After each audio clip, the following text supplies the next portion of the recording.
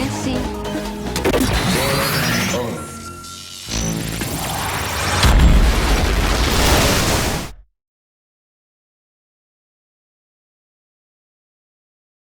Henshin!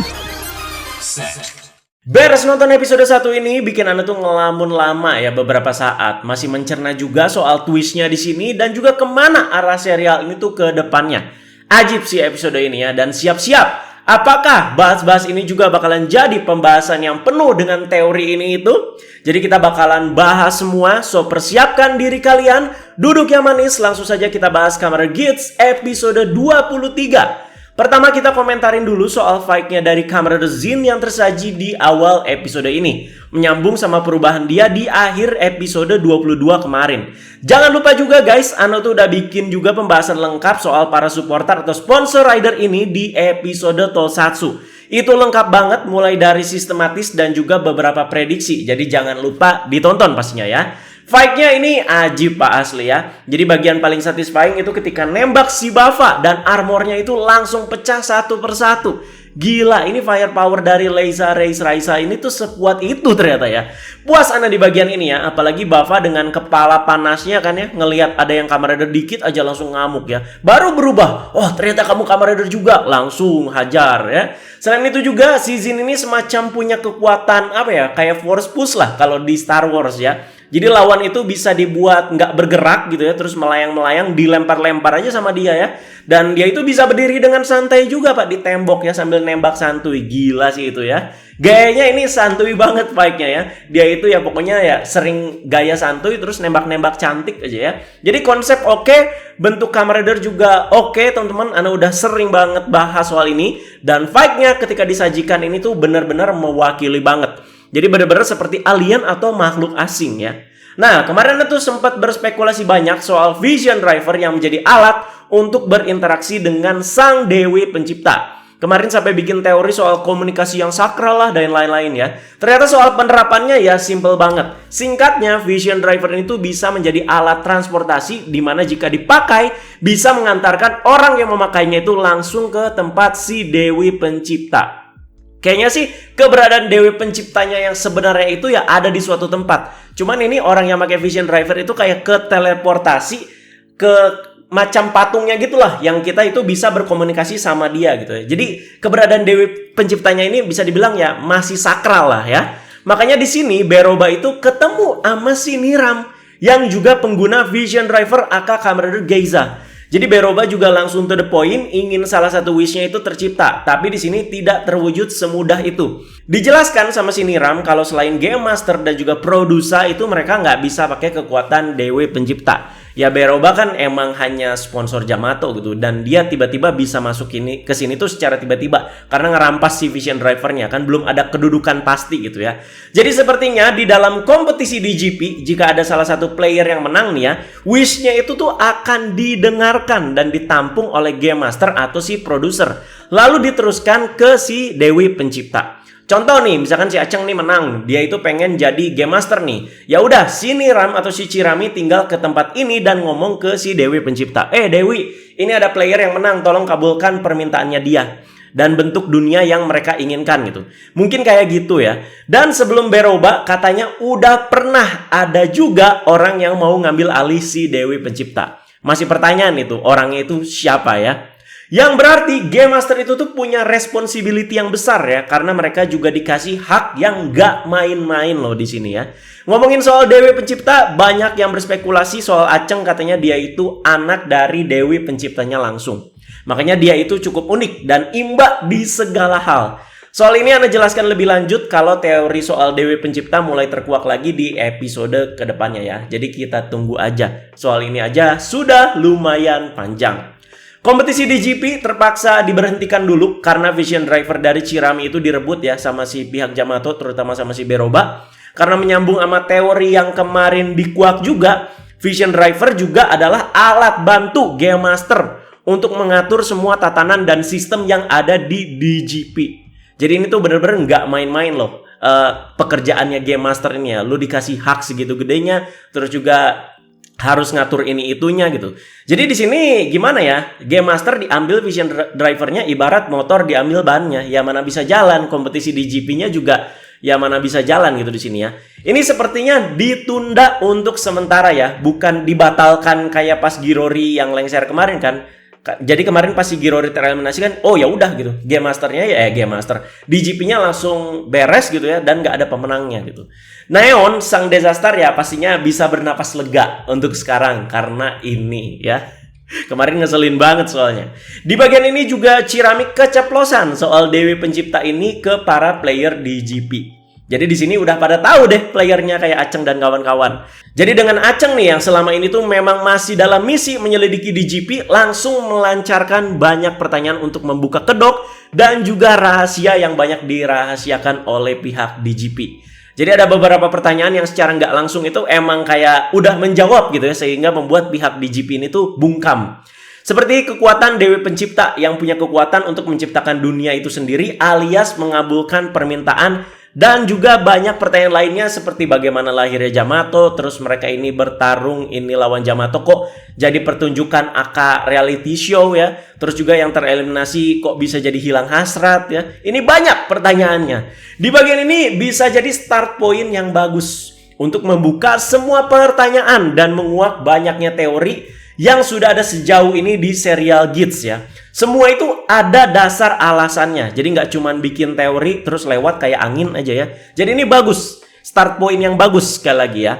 Nah untuk sekarang tasknya itu ya para player ini harus ngerebut lagi Vision Driver dari pihak Jamato. Lokasinya juga sudah diarahkan nih sama pihak DGP. Yaitu si perkebunan atau peternakan para Jamato yang akhirnya kita sudah tahu namanya sekarang yaitu Jama Garden. Akhirnya nih setelah dari kemarin aneh nyebutnya peternakan Jamato mulu ya, yaitu Jama Garden ini. Ini juga jadi pertanyaan lagi nih dari si Aceng ya, kesempatan loh kok bisa pada tahu tempat si Jamato ini tuh berdiam alias si Jama Garden ini. Ya kasarnya ini para Jamato juga jadi peliharaan pihak DGP ya demi cuan di reality show-nya mereka. Makanya Bapak Archimedel makin kesini tuh makin sebel nih sama si DGP yang bisa dibilang seenaknya menjadikan Jamato ini tuh peliharaan. Makanya mau bikin dunia sendiri biar Jamato itu tuh bisa hidup bebas. Singkatnya udah seperti itu. Soal Jama Garden juga dijelaskan lebih lanjut. Jadi Jama Garden itu berisi kota-kota yang hilang dari kompetisi DGP yang berarti itu gagal diselamatkan oleh para peserta di kompetisi tersebut. Kayak yang pas lawan Jamato Tendang Kaleng yang di masa kapan gitu ya, yang belum ada si Aceng. Kan ada tuh, mereka itu pernah gagal, nah areanya itu langsung hilang dan pindah ke sini. Dan jadi suatu pemukiman untuk para Jamato. Jadi player mati, pindah ke Jama Garden, area di kompetisi DGP itu hilang, pindah ke Jama Garden juga. Karena pembicaraan ini yang udah mulai panas, Niram juga bisa balik ngancem dengan ngeriset semua itu dari awal. Jadi dunia keriset lagi, ingatan para player itu juga hilang soal ini. Makanya ya diancam gitu ya. Kalian tuh masih pengen kan impian kalian itu terwujud kan. Jadi ya apa ya, do your things lah gitu. Makanya diancam gitu. Jadi kayak aduh, gua nggak bisa kemana-mana gitu ya. Karena ya hak lebih besarnya itu ada di pihak DGP gitu. Jadi udah tahu sih DGP ini tuh banyak konspirasi. Tapi kan kekuatan Dewi Pencipta juga bisa dibilang ada di tangan mereka gitu ya. Mereka yang pegang kendali. Jadi gila ini men asli. Jamato itu ancaman, tapi gerak-gerik DGP juga bikin resah di sini ya. Jadi masih ngomongin soal ini, di episode kemarin itu kita dikasih tahu Beroba gimana dia itu ngebalikin si Daichi dan juga Najis Sparrow core ID-nya. Nah, sepertinya ini dari Chirami ya, menyambung sama pertanyaannya Sumuri ke Chirami. Jadi ini Ana tuh jadi mikir bagian ini nih ya. Terlepas Chirami sebagai orang yang suka drama-dramaan, ya kan? Karakteristik dia itu kan seperti itu ya. Wah, drama-drama demi rating dan segala macam. Apa? Jangan-jangan Chirami juga orang dalam dari pihak Jamato. Soalnya kan ditanya sama si Daichi, si Berobanya jawab, ada orang dalam kok. Nah, itu dia. Jadi perihal dia dengan gampangnya kerampas Vision Drivernya sama Beroba, apakah itu bagian dari rencana dia juga? Sekali lagi ini masih pertanyaan ya. Makanya Anda sempat protes kan. Ini Game Master kok berasa powerless banget gitu. Udah punya kekuatan Glersu juga kan. Tapi kayak nggak ngelawan sama sekali. Malah menye-menye. Jangan gitu. Nah gimana menurut kalian soal ini? Sekali lagi ini masih spekulasi Anda aja ya. Orang dalamnya ternyata Game Masternya sendiri sekarang yaitu si Chirami. Nah, nggak ada pilihan lain selain harus tetap bertarung dibanding diem aja. Tatakai.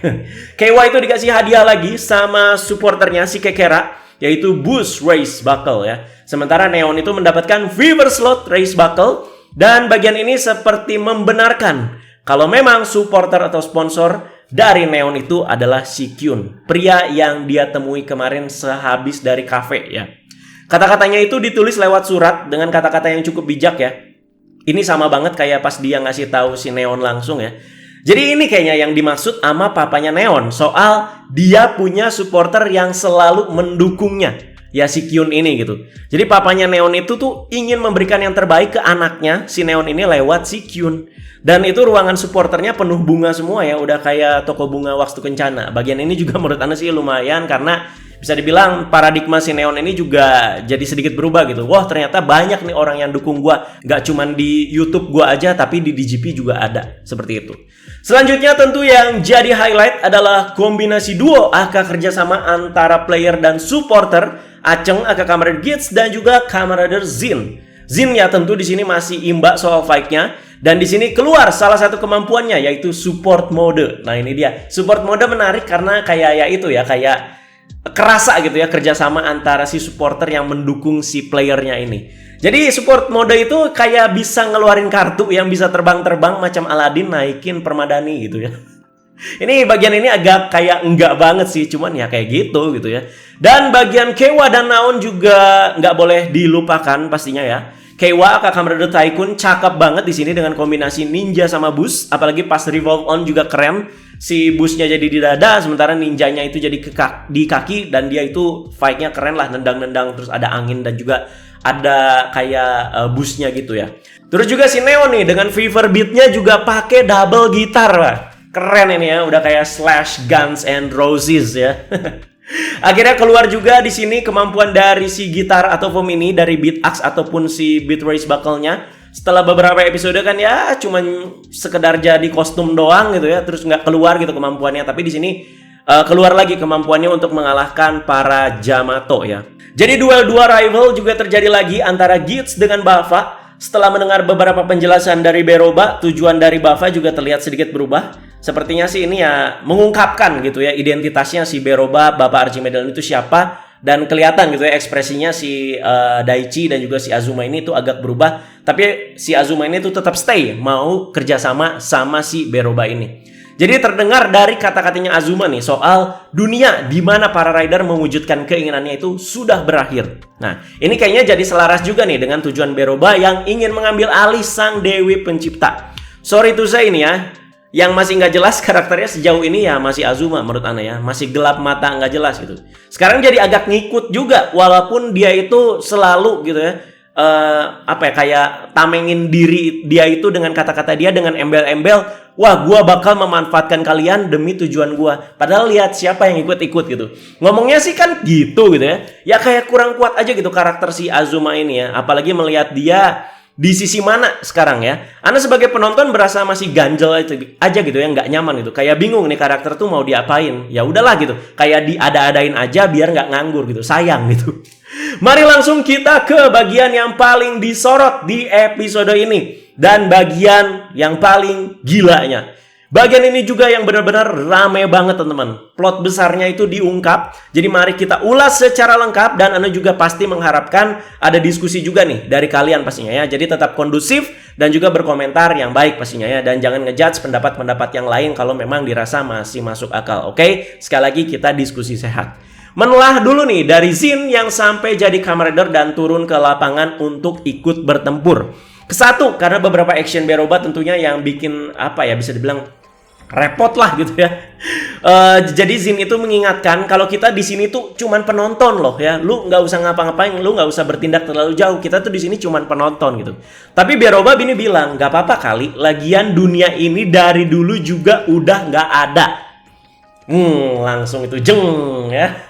Dan akhirnya terjawab dan lebih tepatnya diperjelas lagi soal yang sering disinggung oleh Zin soal wisatawan antar dimensi. Ketika ditanyakan lu siapa sama si Aceng kan dijawabnya wisatawan antar dimensi. Jadi orang-orang seperti para supporter, staff DGP dan yang lainnya adalah orang-orang yang berasal dari masa depan yang sangat jauh. Orang-orang dari masa depan ini tuh membuat DGP ya untuk jadi hiburan mereka, entertainment mereka. Jadi para orang dari masa depan ini tuh sangat menikmati DGP yang kali ini. Dan DGP itu ada di berbagai macam zaman. Kalau mencerna nih ya dari kata penjelasan di akhir ya, yang biasa selalu ada yang rule lewat itu, DGP adalah acara reality show di mana berbagai sejarah dan berbagai masa menjadi panggungnya. Ini menjawab juga kenapa DGP itu berlangsung sudah sejak lampau sekali, bertahun-tahun, melewati zaman dan masa-masa yang ada. Makanya kita sempat bingung kok settingnya itu ada yang zaman modern lah, ada yang kayak abad pertengahan lah. Yang Ana tangkep, orang-orang dari masa depan ini punya kemampuan juga untuk menjelajah zaman ke zaman dan membuat Desire Grand Prix sekaligus juga memberikan teknologi mereka ke kompetisi ini. Jadi latar abad pertengahan, udah ada Desire Driver yang canggih dan sistem-sistem yang nggak biasa juga kan. Makanya si Zin itu selalu sebut aja kami wisatawan antar dimensi. Ini dia teman-teman ya, DGP itu sudah ada sejak zaman ke zaman. Nggak tahu kita zaman batu juga ada, tapi kan ini di cerita Gids gitu ya. Makanya teknologi para supporter di sini juga terlihat jauh lebih canggih. Ya, dengan Ace dan para player lain yang cuma punya Desire Driver lah bisa dibilang itu sih udah mutakhir ya. Tapi mereka itu teknologinya jauh lebih di atas lagi. Makanya ini juga terlihat berbeda kan bentuk ridernya si para player DGP dengan juga para supporter dan juga para game master ya. Nah, contoh singkat nih dan agak mirip ini tuh jika membandingkan Sengoku Driver dan Genesis Driver lah ya, teknologinya beda gitu. Kan bisa dibilang kan Sengoku Driver itu kan kayak prototipenya lah ya dari si Sengoku Ryoma. Nah, sampai dikasih perumpamaan juga sama si Zin. Kita yang hidup di masa sekarang menikmati berbagai macam cerita mitos. Kalau di Jepang ya cerita-cerita di era Sengoku lah. Kalau di Indonesia apa tuh? Masa proklamasi kemerdekaan gitu ya. Jadi gini nih, kayak kita lah menikmati nih cerita dinosaurus kan, yang memang ada gitu ya. Jadi ada berbagai macam dinosaurus sampai mereka itu punah gimana. Nah itu kan kita nikmati gitu ceritanya teman-teman. Ini Ana kasih kiasan biar kita itu bisa memposisikan diri sebagai orang-orang dari masa depan ini, biar gambarannya itu dapet. Oke? Ada kata-kata yang Ana itu agak kurang ngerti aja sih dan kurang bisa mencerna sih dari si Zin ya. Kami menikmati kehebatan dari dunia 3,5 dimensi ini. Jadi ada berapa dimensi gitu. Ini Ana kurang cerna maksudnya apa 3,5, 3,5 maksudnya gimana gitu. Ya singkatnya sih mereka itu sangat menikmati dunia yang mereka tonton sekarang. Apakah mungkin mereka ya udah banyak sekali membuat hiburan-hiburan gitu, tapi yang mereka menikmati itu ya DGP yang ada di dunia ini yang sekarang itu gitu ya. Jadi di DGP yang mereka saksikan sekarang. Makanya Zin itu benar-benar ngejaga tatanan kompetisi ini gitu. Seperti Beroba nih yang udah mulai aneh-aneh ya, bertindak di luar batasan. Dia juga ikut tindak gitu ya, makanya dia itu berubah jadi Kamen Rider gitu. Kan sekali lagi diingatkan, kita itu cuman penonton loh. Nah, ini gila sih. Bagian ini tuh seakan langsung ngebuka kedok semua karakter di Gids selain para player. Di balik Aceng juga yang masih punya misteri besar ya tentunya ya. Para supporter, game master, produser, Bapak Archimedel, bahkan Sumuri sepertinya adalah para makhluk yang termasuk dalam kategori ini yang udah Ana jelaskan di atas ya. Jadi udah masuk ke episode 20-an, emang biasanya serial Kamen Rider itu masuk ke twist besarnya. Kalau di revise kan soal munculnya Kamen Rider Veil yang ternyata adalah Genta ya, atau papanya para Igarashi, sekaligus menguak ada DNA Gifu di para Igarashi bersaudara. Kan pecah lah ya episode itu ya. Terus ada penglihatan Kento juga soal kehancuran dunia ya, kalau di Saber itu juga kan mind blowing gitu. Di Gids ya mungkin ini gitu. Soal ini sebenarnya udah kita perdebatkan dari lama ya, melalui prediksi kita, spekulasi kita, pendapat kita. Tapi ketika ini terkuak, Anda juga ya tetap cukup kaget gitu, dan benar-benar berusaha mencerna banget gitu di bagian ini ya. Gak cuma cukup dikejutkan dengan bagian ini aja, tindakan Beroba selanjutnya juga benar-benar gila. Kita memang udah menantikan banget Beroba itu berubah jadi Kamen Rider di episode ini ya. Ternyata bentuk ridernya adalah Giant Robo. Dan soal visualnya sih ya seperti itu. Mirip-mirip sama Zin lah. Strip-stripnya dan coloring atau garis warnanya ya. Cuman ini merah muda. Kalau Zin kan ya apa sih hitam, putih dan juga biru ya. Kalau misalkan si Beroba ini ya itu merah muda, putih dan juga hitam. Jadi putih hitamnya sebagai base-nya itu ya masih ada. Yang membedakan ya warna-warnanya itu dan beberapa bentuknya ini kan lebih kayak banteng ya. Apakah Kamen Rider Beroba ini tuh meneruskan tradisi robot besar yang muncul di setiap serial Kamen Rider akhir-akhir ini? Ini kayak Breaking Mammoth, King Arthur, terus juga Taimazin lah. Tapi ini bukan personal robotnya si Gits ya, tapi salah satu supporter yang berubah ke bentuk ini. Nah, soal bentuknya dan lain-lain gimana ya, silakan kalian komentarin juga ya. Boleh deh, kalau menurut Anes ya oke-oke aja sih ya. Kaget aja gitu ya, ternyata giant robot gitu. Kirain kan ya kayak female rider pada umumnya gitu. Karena bisa dibilang udah cakadut ya. Si ini tahu, si itu tahu. Udahlah, nggak guna lah dunia yang saat ini. Mungkin pikirnya Beroba kayak gitu. Itu anggapannya si Beroba ya.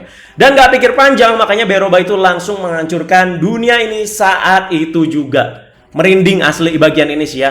Jadi pas lagi ledakan terus hancur-hancurnya ya, itu ledakan besar, itu hening aja. Nggak ada suara apa-apa gitu ya.